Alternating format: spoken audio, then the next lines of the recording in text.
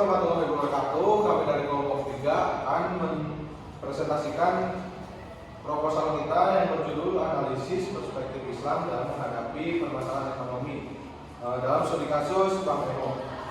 Nah, di sini sebelum ke materi kita ada anggotanya ya. Ada Pak Ujima Banabrol, Reza Abdillah, Dimas Satria, Hilal Riyadani, dan Rizal Ramadan. Langsung ke tema dan judul. Tema yang kita ambil dan dosen berikan adalah isu ekonomi. Yang kita ambil judulnya adalah Analisis Perspektif Islam dalam Menghadapi Permasalahan Ekonomi. Studi kasusnya Pak Emo. Lanjut ke poin yang B, identifikasi masalah. Nah, di dalam identifikasi masalah ini ada 3 poin, yaitu harapannya mahasiswa mampu mengidentifikasi permasalahan ekonomi di masyarakat dalam perspektif Islam. Yang kedua, mahasiswa mampu berpikir kritis dan sintesis terkait masalah lingkungan dan budaya dalam perspektif Islam.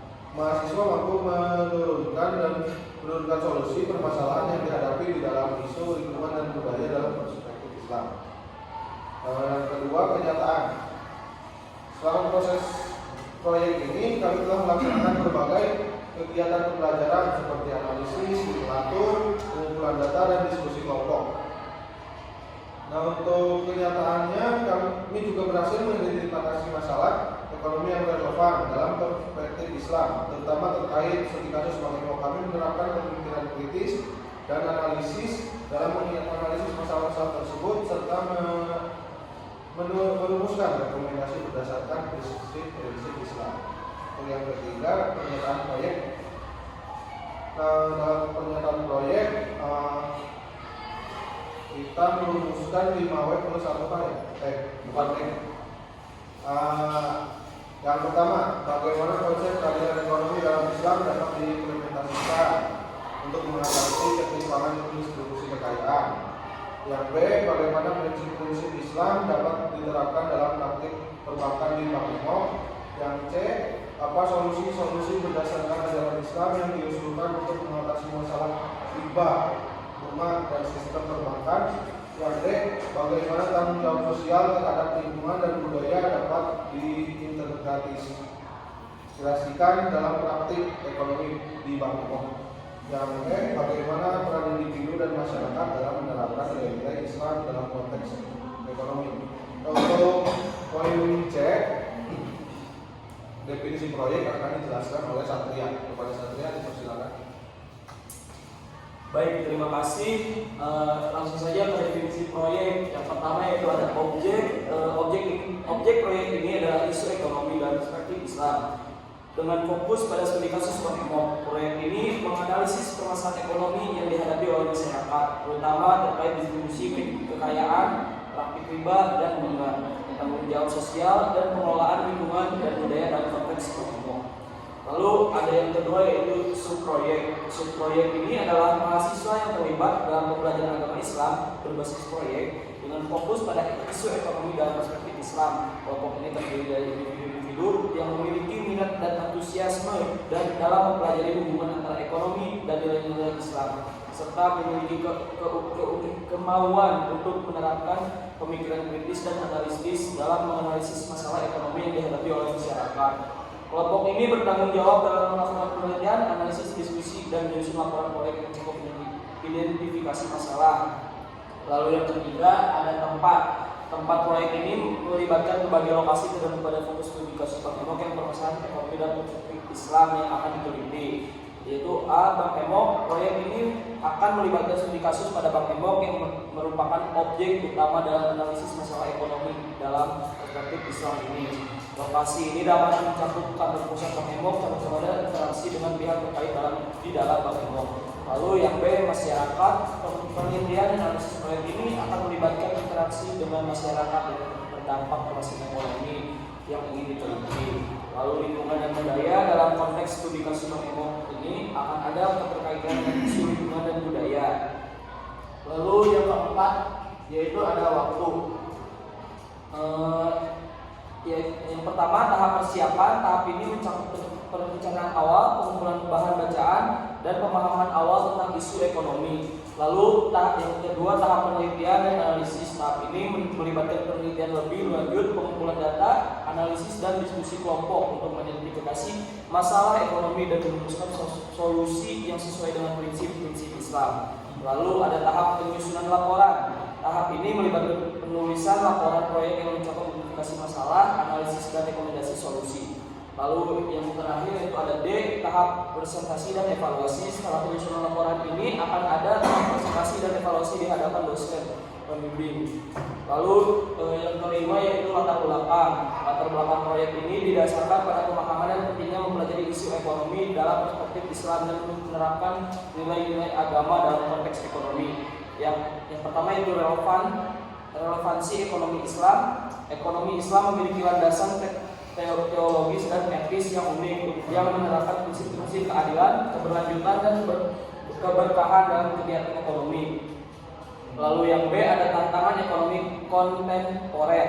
Masyarakat modern dihadapkan pada berbagai tantangan ekonomi termasuk kepentingan distribusi, kekayaan, praktik riba dan bunga, dan penyalahgunaan kekayaan umat.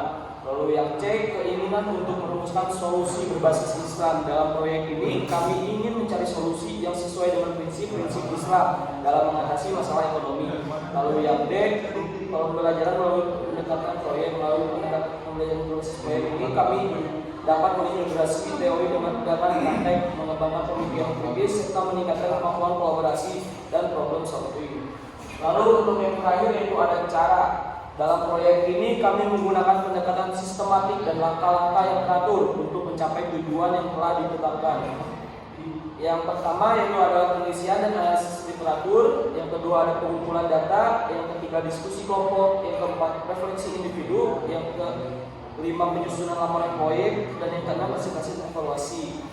Sekian dari saya kembalikan kepada moderator. Terima kasih kepada kalian telah memaparkan materi tentang definisi proyek. Lanjut ke materi tentang tujuan dan manfaat yang akan dijelaskan oleh Pak Uji Muhammad Abro dan Rizal Ramadan. Kepada Pak Uji Muhammad Abro dipersilakan. Baik, terima kasih para moderator. Di sini saya akan menjelaskan tujuan dan manfaat dari proyek yang kami tulis, yaitu tujuan proyek analisis perspektif Islam dalam menghadapi permasalahan ekonomi studi kasus Korengkong adalah yang pertama, menganalisis perspektif Islam terkait dengan masalah ekonomi. Proyek ini bertujuan untuk menganalisis dan memahami pandangan Islam dalam menghadapi permasalahan ekonomi. Melalui penelitian dan studi literatur, tujuan ini akan membantu mengidentifikasi prinsip-prinsip ekonomi yang dianjurkan oleh Islam. Yang kedua itu adalah ada menganalisis peran Bank Emong dalam implementasi prinsip-prinsip ekonomi Islam.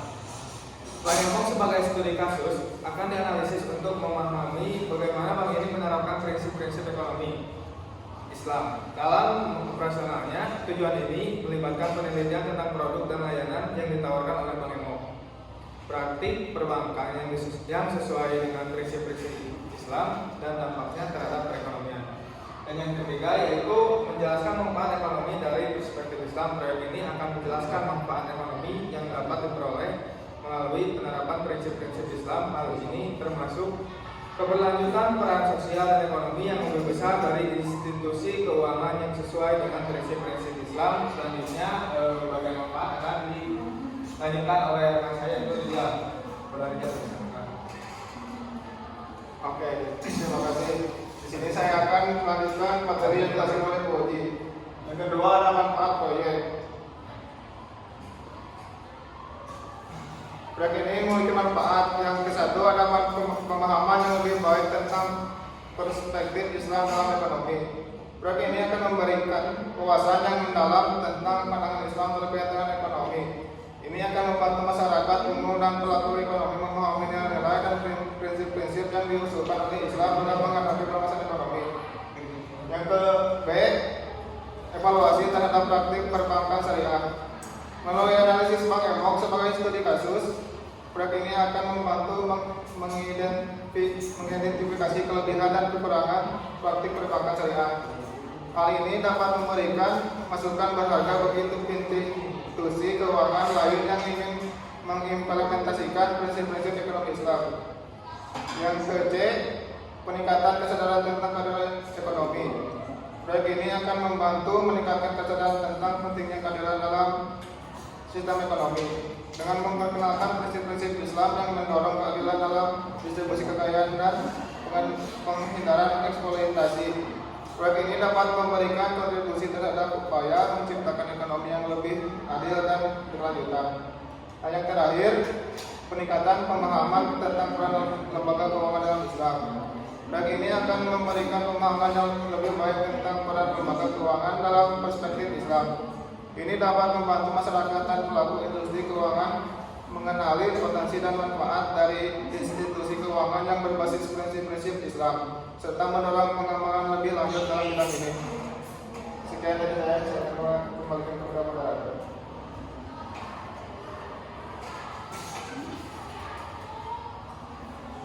Untuk yang pembahasan tadi dijelaskan oleh Raja Abdillah. Kepada Raja Abdillah, silakan. Terima kasih kepada moderator yang telah memberikan kesempatan kepada saya. Oke, di sini saya akan memaparkan tentang pembahasan. Dalam pembahasan ini kami akan menjelaskan secara lebih rinci tentang permasalahan ekonomi yang diidentifikasi dalam perspektif Islam, terutama terkait dengan studi kasus Bank Emon. Kami juga akan mengulas konsep-konsep dan prinsip-prinsip Islam yang relevan, serta merumuskan solusi yang sesuai dengan ajaran agama untuk mengatasi masalah-masalah tersebut. Yang pertama, ada ketidakadilan dalam distribusi kekayaan. Permasalahan ini merujuk pada ketimpangan yang signifikan dalam distribusi kekayaan di masyarakat, di mana sebagian kecil individu atau kelompok menguasai sebagian besar sumber daya ekonomi. Dalam perspektif Islam, distribusi kekayaan harus adil dan merata. Islam mendorong adanya keadilan sosial dan kesetaraan dalam distribusi kekayaan. Salah satu prinsip Islam yang relevan adalah zakat, yaitu kewajiban yang memberikan sebagian dari kekayaan kepada yang berhak menerimanya, seperti fakir miskin, yatim piatu, dan janda.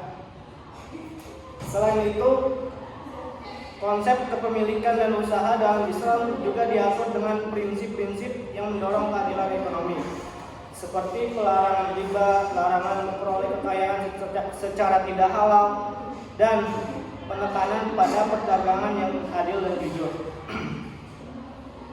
Solusi yang dapat diusulkan untuk mengatasi ketidakadilan tersebut diantaranya menerapkan prinsip zakat secara lebih luas dan efektif, meningkatkan akses dan peluang ekonomi bagi golongan miskin dan marginal, menggalakkan koperasi dan usaha mikro kecil menengah yang berbasis pada prinsip-prinsip Islam.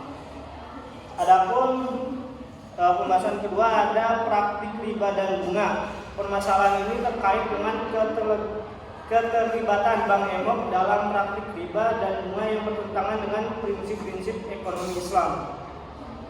Riba adalah penambahan atau pengambilan manfaat yang tidak adil dalam transaksi pinjaman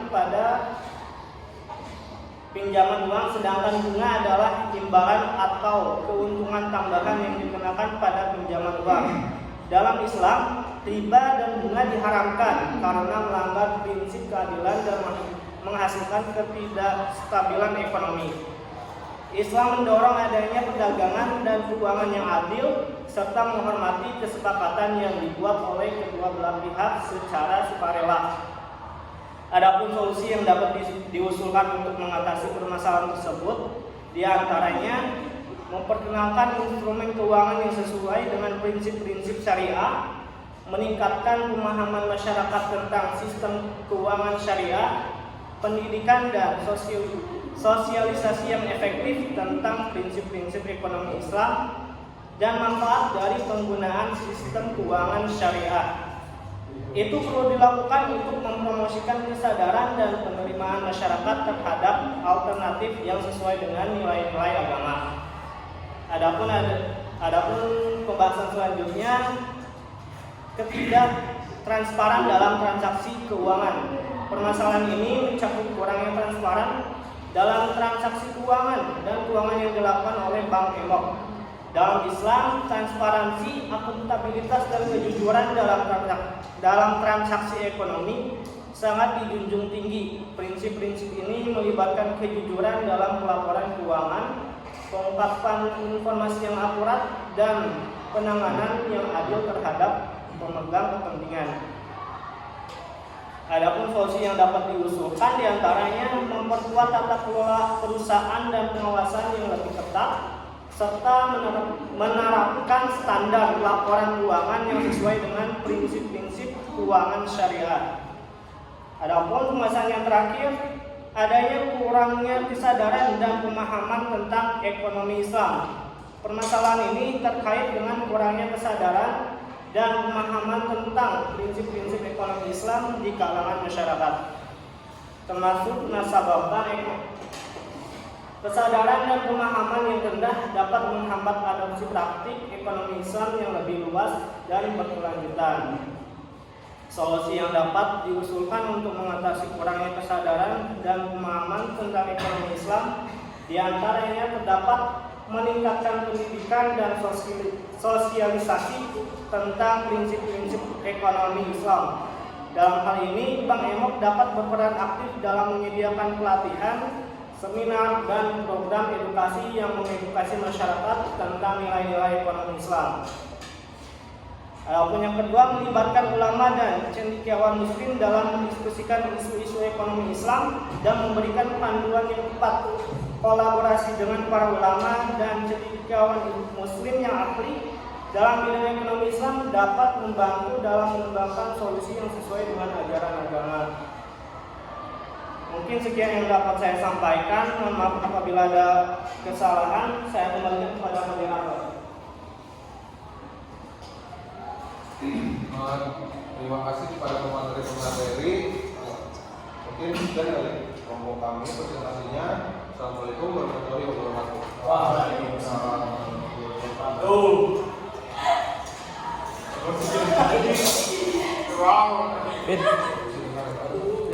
Itu tapi di